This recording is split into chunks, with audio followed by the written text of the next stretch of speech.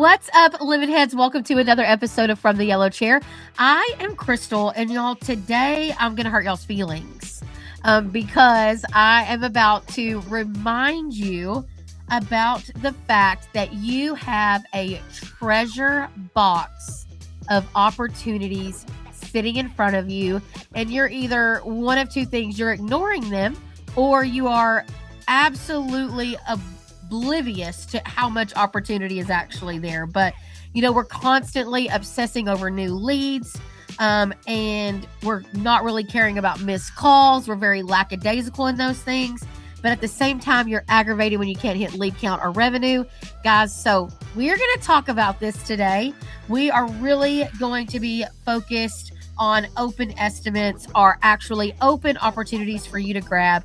So settle in, do what you're going to do, but let's sip some lemonade.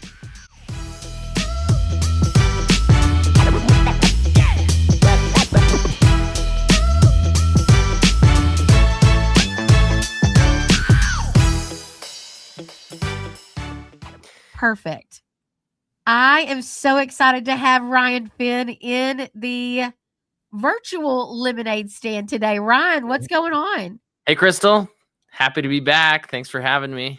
Absolutely. One of my favorites. I was telling you earlier as we were getting ready to come on the podcast, one of my favorite things, I discovered CHIRP in my early days of Lemon Seed. And I was like, hey, y'all should come to my conference.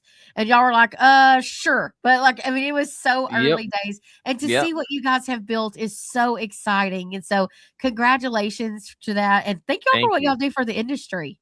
Thank you so much. I appreciate that. That is so exciting. Well, I thought you could start off by telling everybody you have a pretty interesting background. You're no stranger to the industry. And so we'd love to hear about yourself and what you guys have going on over there.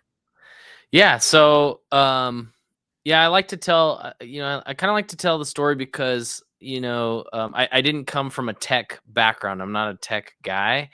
I come from the trades. I grew up, with my dad building custom homes, as that's how he put food on the table for us. And so he was a general contractor. And then I was always very entrepreneurial. I always wanted to own a business. I loved, even when I was little, I loved selling things. I sold gumballs in the playground at school. And, I just love selling stuff. And, when my first son was born, that's when I started my first real, actual successful business. I started off with a business where I did windshield repair. So I'd fix windshields. So not home service, but a service business. And, and I would do that. I sold that going door to door. And then,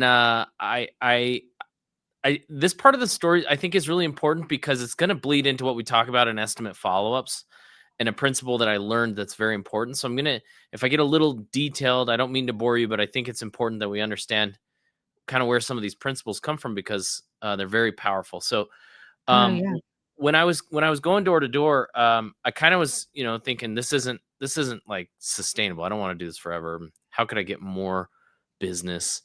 And I saw a girl. I was visiting my parents. I had moved to Utah, and I was visiting my parents in California. I saw this girl washing windshields at a gas station, and I was like, oh, I wonder what she's doing. And I noticed it on her shirt. It said windshield repair. That's what she does. So what she was doing, I realized, was she was providing some value up front to these customers that were coming in to get gas for an opportunity to be able to look for, damaged windshields, right? So she's saying, hey, let me wash your windshield as a courtesy. And then she would wash the windshield. And then if she found a chip, she would repair that, offer to fix that crack in the windshield. And that was a real light bulb moment for me as an entrepreneur. I went back home to Utah and I went to the nearest gas station to my house and I asked him if I could do it. And he immediately said yes. And that Saturday I did like $1,500 or something, $1,200 to $1,500 worth of repairs from washing people's windshields. And that was like this key moment in my journey to be like, okay, providing value up front is really important. But this other part is really, really important to understand because we talk about following up, right? And people go, yeah, I follow up with my leads. I follow up with my leads. And they think they're doing enough. And they may, and this is going to make sense in a second. But the words we use are so important to how we follow up. I'll tell you where I discovered this. When people would pull into the gas station, if I asked them if I could wash their windshield, I would use these words. Hi, welcome to Mike's Chevron. Can I wash your windshield for you today? 9 out of 10 would say no, just because obligation, for whatever reason, they didn't feel like, it was just like, no thanks, no thanks, no thanks, no thanks, right? And I switched my wording. So let's put this into perspective. If I saw 100 cars, only 10 people said yes, and that means I had to make money off of 10 people, right? Right. Now, I switched my words just slightly from "can I wash your windshield" to "as a courtesy today, we're washing everybody's windshields." Okay, so it's very subtle difference in the way that I said the words, right?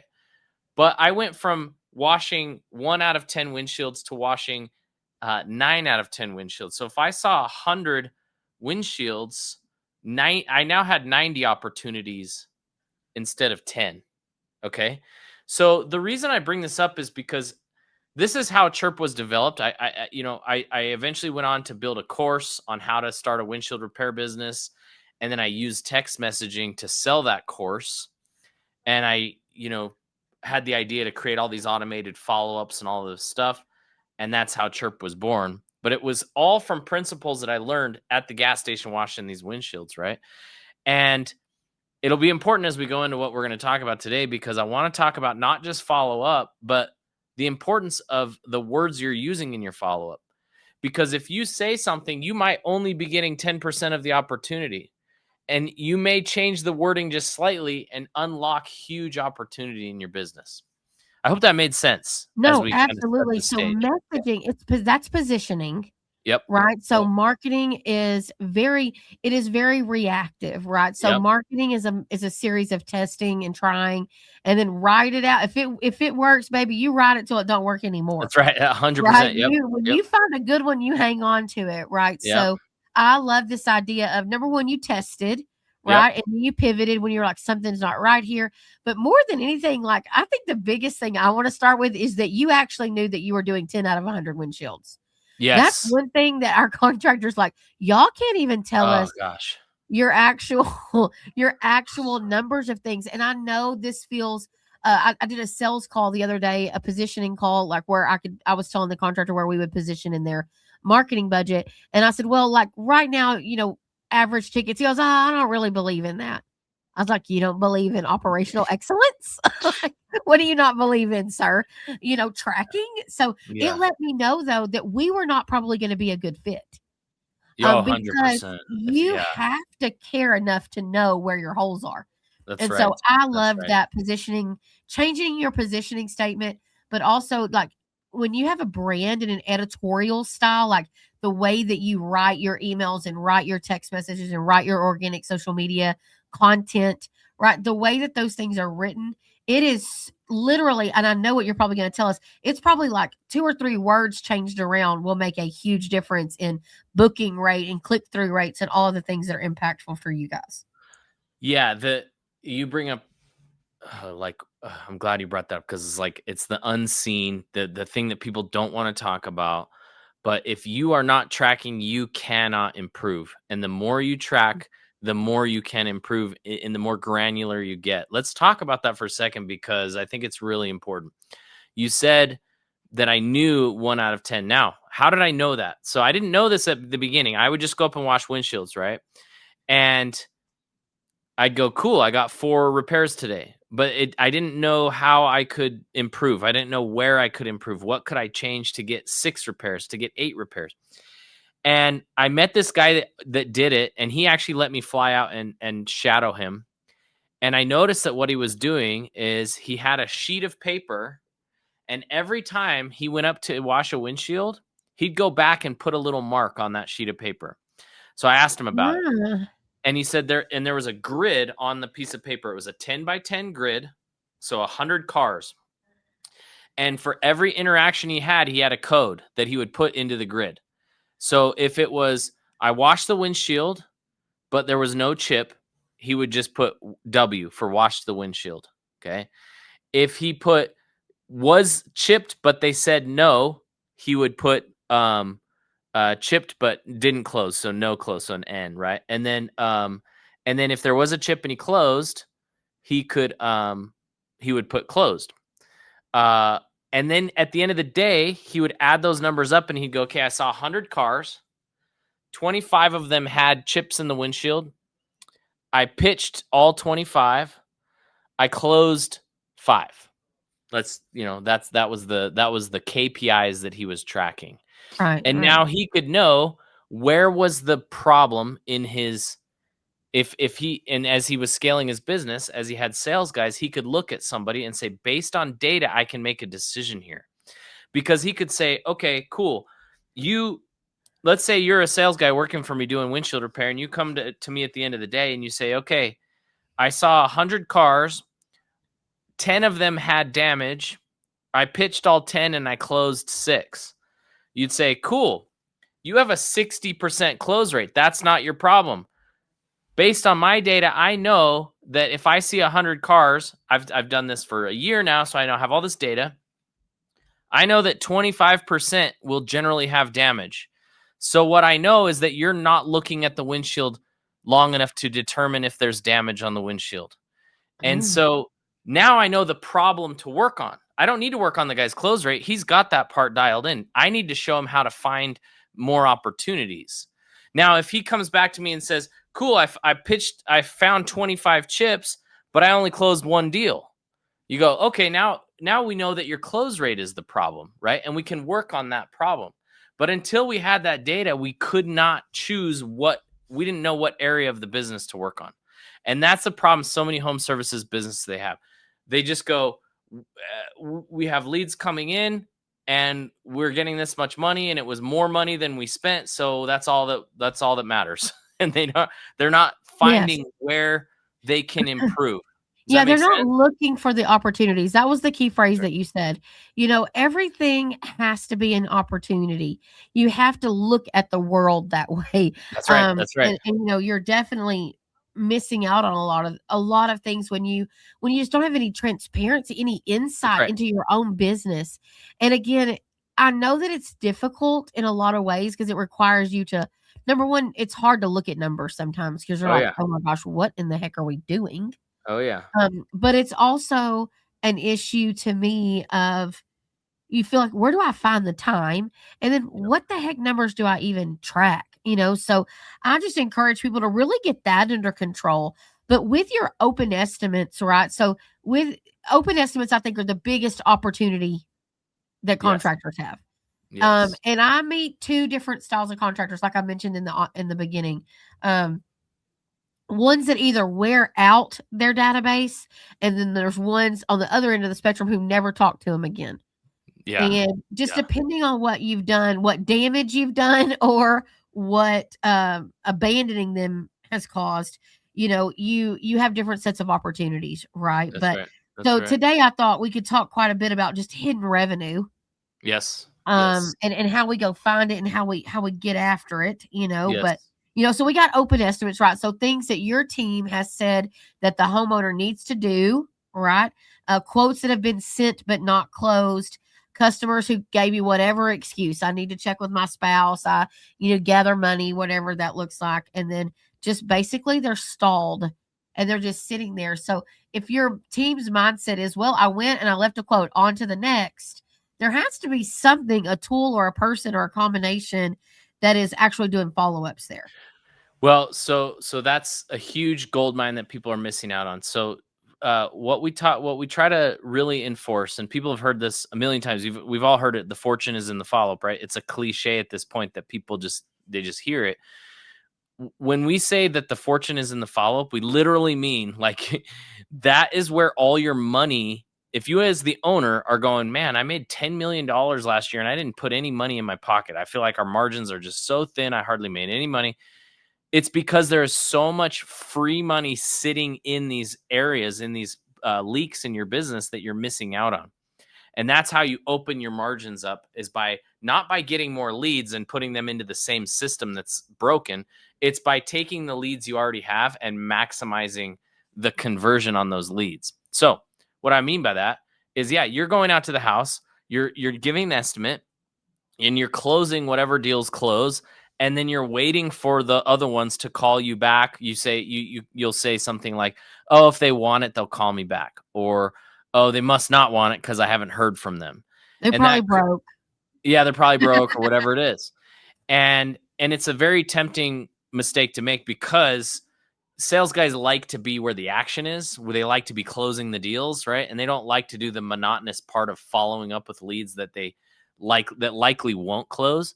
And so they're missing all this revenue because they're not taking the couple extra steps to make sure that those leads are getting followed up. There are literally people that will only do business with people that follow up with them. So those ones are already off the table. Like if you go to their house and they're going to go, "I'm going to get 3 estimates from 3 different people, and then the guy that follows up with me and actually wants my business, I'm going to go with him."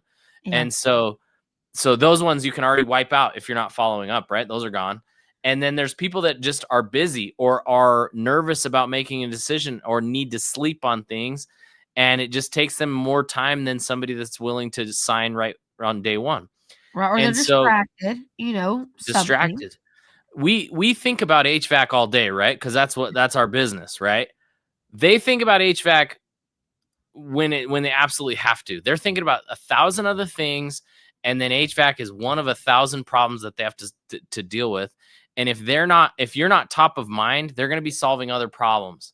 But if you're following up consistently, you're going to maximize your conversion. Now, when we say consistently, people can argue, but the number seems to be somewhere between 12 and 18 touch points of follow-up for maximum conversion. I can guarantee you, if you're doing it manually, you're not doing 12 to 18 touch points of follow-up. And when we say touch points, we don't mean that you call 12 to 18 times. That could be an email, text message, a phone call. It could be, them seeing your billboard on the freeway. It's a combination of touch points that are happening. But the way that we find obviously is the most consistent is consistent text message follow-up on estimates. Text message has a 98% read rate. And so it's the most emotionally charged form of communication. People enjoy getting text messages. They don't enjoy getting emails. They also don't enjoy getting phone calls. People don't prefer having to talk, especially the younger generation that's now becoming homeowners. They are far more anxious people than we live in an anxious world. Oh, yeah, And yeah, for sure. the idea of answering a phone call can spike cortisol. It can spike anxiety. And so, but a text message does not have that same emotional reaction. It's something that people still enjoy getting. That may change in the future, just like email was kind of like the hot thing in the, the early 2000s, late 90s, and then it became cold. Text message may get to that point, but right now it's not. So it's the key for the most effective follow-up. Yeah, and I think that I wrote that down, 98%. I mean, hello. And people are getting smarter with their phones, but at the end of the day, I cannot talk to you during the day. I'm in meetings, I'm on podcasts, I've got things happening, and I'm actually irritated that I can't book an appointment online or respond online or click and read. I love the at my fingertips help That's of right. things. But I also think that contractors really avoid follow-up sometimes, Ryan, and you can tell me because you deal with a lot more, but they feel like they don't want their technicians to be pushy or too salesy, right? Like, or they're too busy, to stop and follow up with people that probably aren't going to buy. We have all these negative Nellies, in there, like, or there's zero systems in place for follow-up. That is a huge one. It's so manual that they've pushed it to the side, and then no one owns the process. Follow-up, I don't know if you remember this, but about 10 years ago, it became very popular to hire these follow-up people in your HVAC business. Like basically you have CSRs and then you would hire a follow-up person. And that was like a big deal, very trendy. And those positions have not left because I think we were like light bulb moment.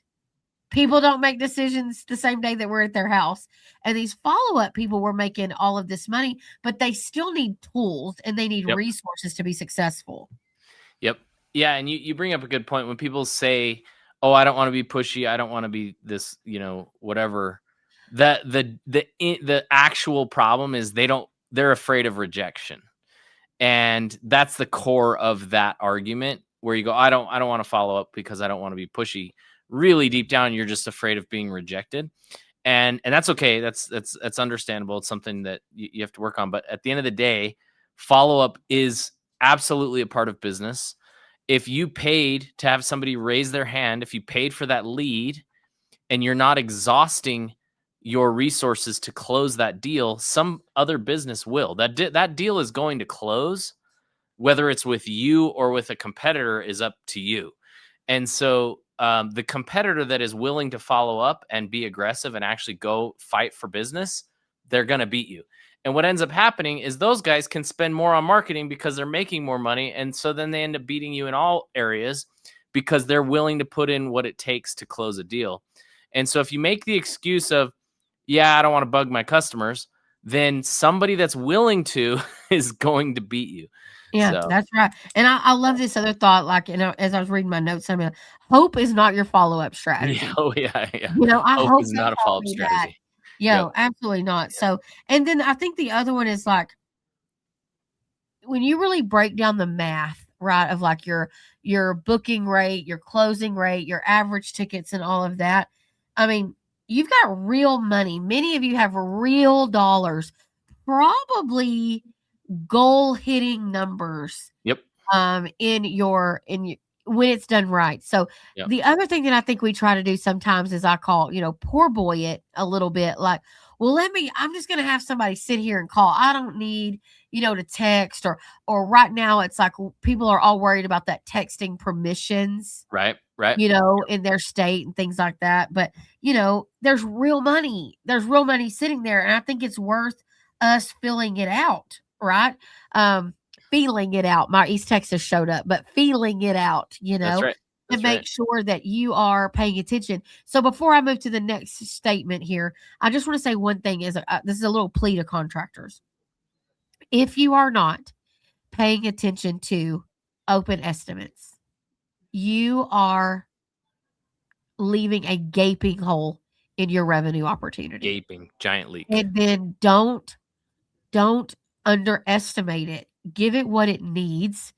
Feed it the process, the attention. It is temporary pain of figuring it out and making meetings and setting things up, but for long-term success. And so Yeah. when you try to just sneak around and skirt all the processes and everything, just stick something in place, it just doesn't land like it should. Right. And Well, yeah, go ahead. I want to make one more point on that. That's really cool. So you may be thinking like, well, what do I have to do? Like, how do I know that I'm doing enough? Over the last 7 years, we've been sending estimate follow-ups through CHIRP. So hundreds of millions of text messages going through CHIRP in estimate follow-ups. And I didn't really know how I was going to use that information until recently, till AI became a thing. I've now had AI reading all of our hundreds of millions of text messages and coming back with data saying these are the best words to use. This is the best time to use. This is when, I mean, who would have guessed that the best time to send an estimate follow-up text message is between 7 and 9 a.m. on a Monday morning? That's the best, the most effective time. That's the power of AI telling us, going through these hundreds of millions of text messages and finding what's working and what's not. And so that's been our next push with CHIRP, is to get the data we've been collecting over the last 7 years and start using it effectively to help contractors follow up automatically. You don't have to worry about it. You just plug it in and go, cool, do your thing, follow up. So.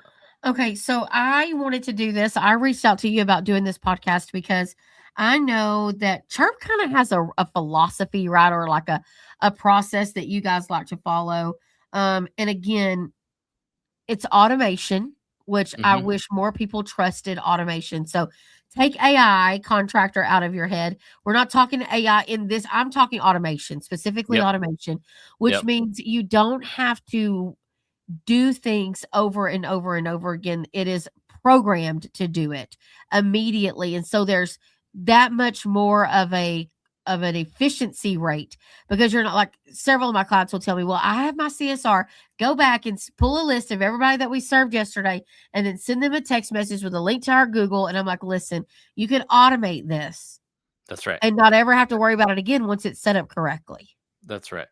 That's right. So, and then it's not about letting opportunity fall through the cracks. Like we, as contractors, we need to make our mind up that we are going to capture everything that we can, and then optimizing your opportunity, your revenue opportunity, versus just keep spending more money. So some of you are like, I wish I didn't have to spend this much money on marketing. Well, we really don't take good care of the leads that we have. Therefore, we have to spend more money. That's right. And so I know you kind of have a little framework there. So we capture the lead, right? That's the first thing, is you want to get the lead as quickly as possible. We find that if we don't contact a lead quickly, we see a very fast drop off in conversion. We're talking 1 minute. So if you're waiting more than a minute when a lead comes in to contact them, your chances of converting drop very quickly. Speed to lead. Capture the lead. We call it speed to lead, right? Capture the lead, communicate quickly. Text message is better than calling. And then continue, follow up. If they don't respond, we continue to follow up consistently, and then we close the deal.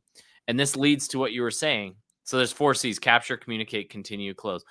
The fifth thing we talk about is revenue optimization. This all leads to revenue optimization. Most companies, they just go, I want to make more money, therefore I need more leads. And that's the wrong way to look at things, because leads are finite, right? There's only so many people in your city looking for HVAC. There's only so many people. And if you're not converting the leads you're already getting, you're just burning through leads. And so you could look at your thing and say, how about if I have a 40% close rate, just like we talked about earlier, if you don't know your numbers, you can't track this. But let's say you get 100 leads and you only have a 20% close rate, or whatever it is. Everybody's numbers are different. You have to figure these out for yourself. But you say, I have a 20% close rate. I want to get to a 40% close rate. Okay, what do I need to work on? And so if we can consistently be improving our close rate on our leads, we're going to be able to spend more money on marketing. And then we're going to be able to get more leads, knowing that we're more efficient with our leads because we're closing at the maximum. And if you don't have 100% close rate, there's room for improvement, and nobody does. Nobody has 100%. Nobody does, but that means there's always ways to be working. But if you say, instead of looking at go, well, I have a 40% close rate, say, no, you have a 60% opportunity rate. You have 60% of people that aren't closing. What can I do to make that better? And so generally what ends up being the answer to that is more consistent follow-up. I love that. And I love this one note we made: remind without awkwardness. And I'm like, is that even possible? So I'm not a super pushy salesperson, but I have learned, even myself, like I have full intentions of doing lots of things, whether it be with Lemon Seed or whether it be for my kids or whatever, like doctor's appointments or hair appointments. And I'm like constantly getting these reminders, and I'm not annoyed with them because they help you stay on track. Yeah. And so I myself need to take a dose of that medicine. But I love the 4 C's. So capture, communicate, continue, and close. I also love that looking at things as an opportunity rate, instead of like how, bad you're sucking it up. But, it is what it is there. But, I think that when you deploy a system like CHIRP, you're not really having to live in that chaos of who followed up and when did we follow up and how did we follow up and all of that. You have a system in place. Well, you're turning your humans into superhumans, because like you said earlier, I have my CSR pull up the information and start calling. Well, how about instead of having them pull up the information, they just respond to leads that we've already communicated with? Now they're way more efficient, because I can send out 100 text messages in 10 seconds, right? And then we get 50 responses, and now that CSR can take over at that point. but they don't have to sit there and send the 100 messages. The automation takes care of that part. And so we're moving them up the ladder in efficiency, right? The boring, mundane stuff, the follow-up that just needs to happen consistently, that can all be automated. And then once an opportunity arises from that follow-up, your CSR can then step in and take it over. So now they're doing 10 times what they were doing before, and you're paying them the same amount of money for 10 times the efficiency. So Yeah, absolutely. Absolutely.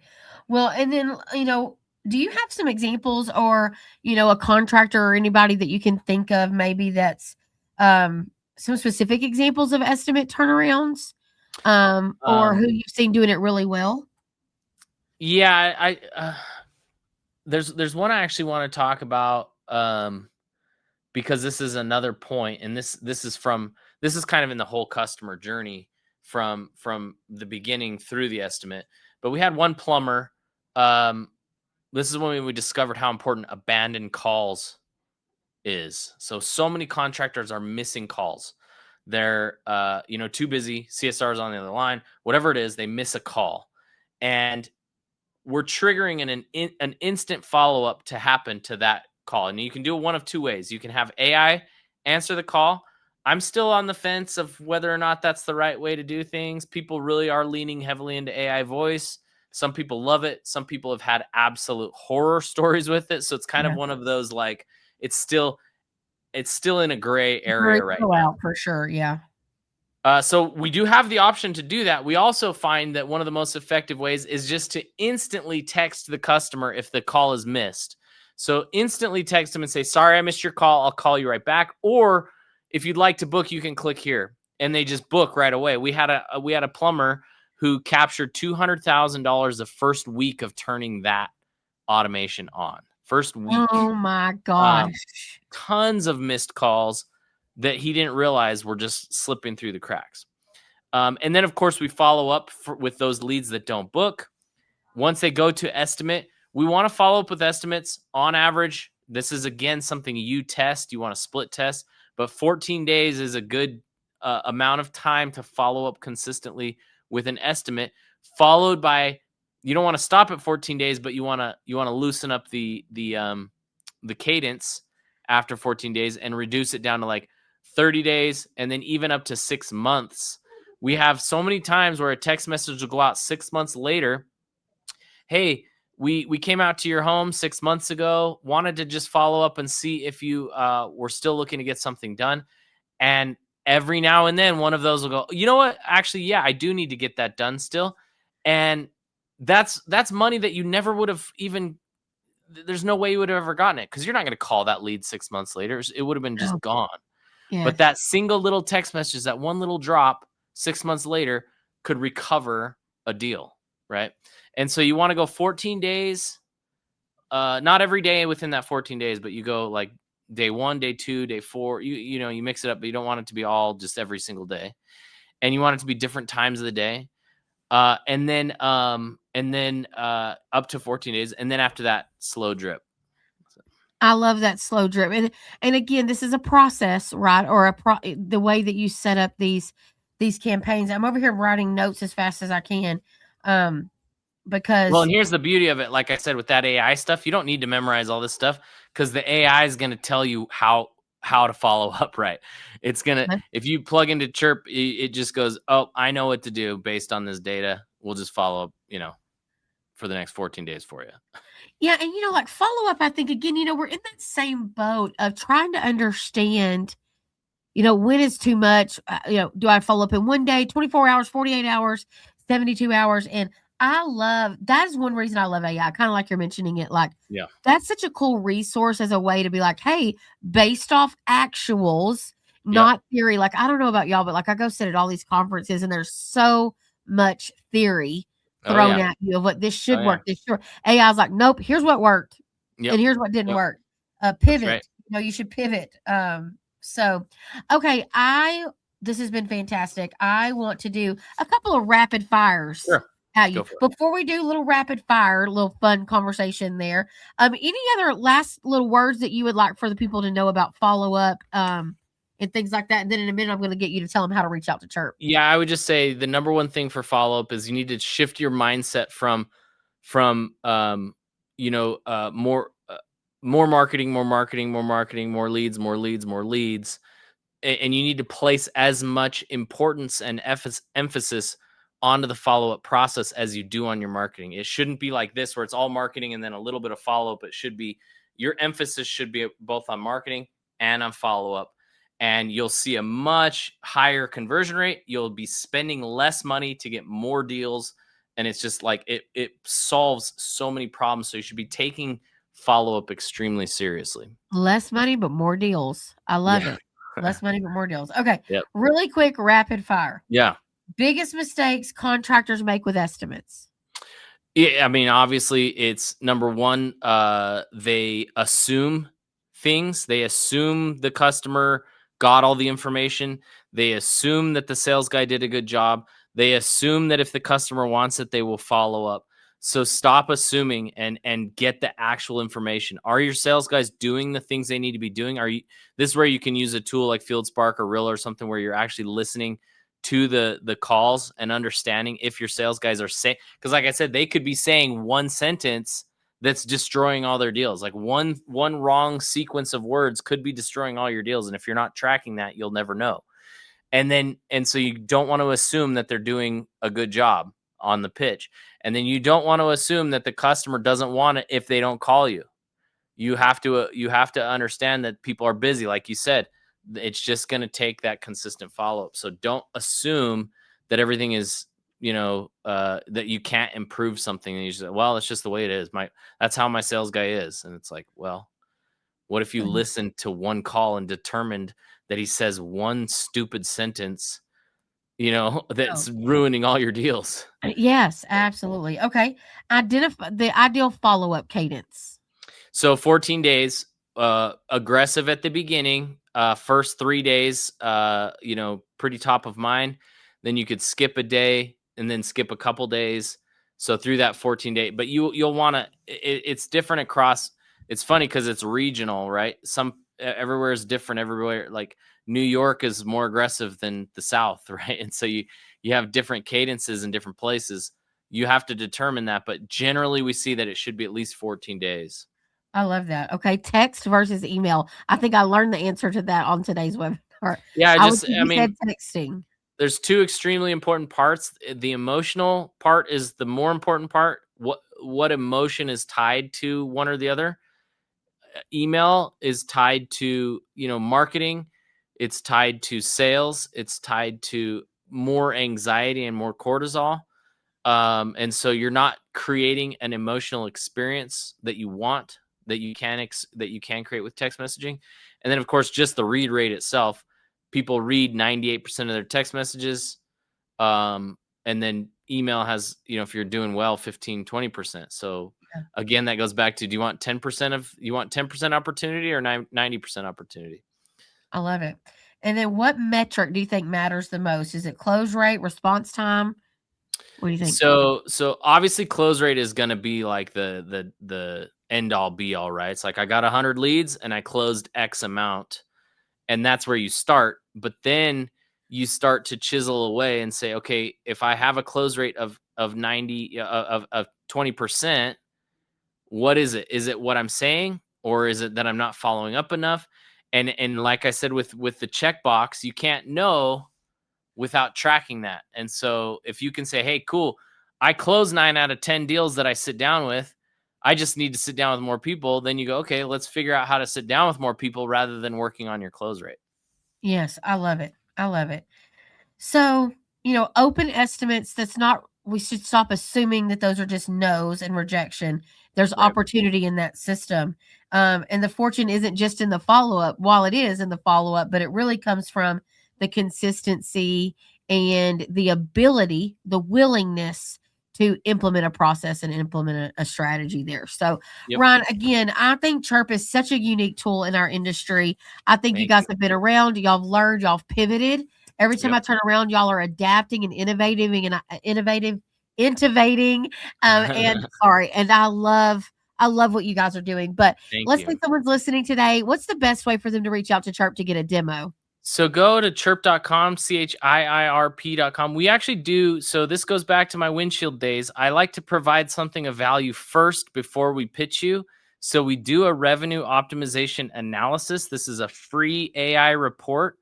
We take a look at a few different things in your business, and we come up with this really cool little report that shows you where leaks are happening in your business. It's 100% free. We're going to hand you that first before I want to earn the opportunity to pitch you on using Chirp.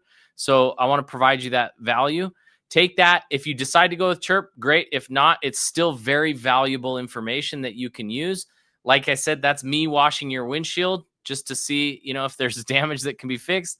And if so, we'll offer to fix it, and we can work together and make a lot of money.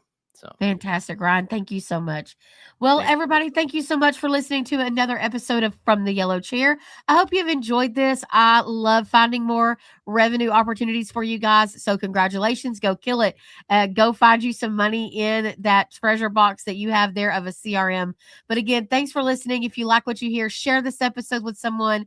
Leave us a comment. Until next time, let's keep sipping some lemonade. See you next time. Thanks, everybody.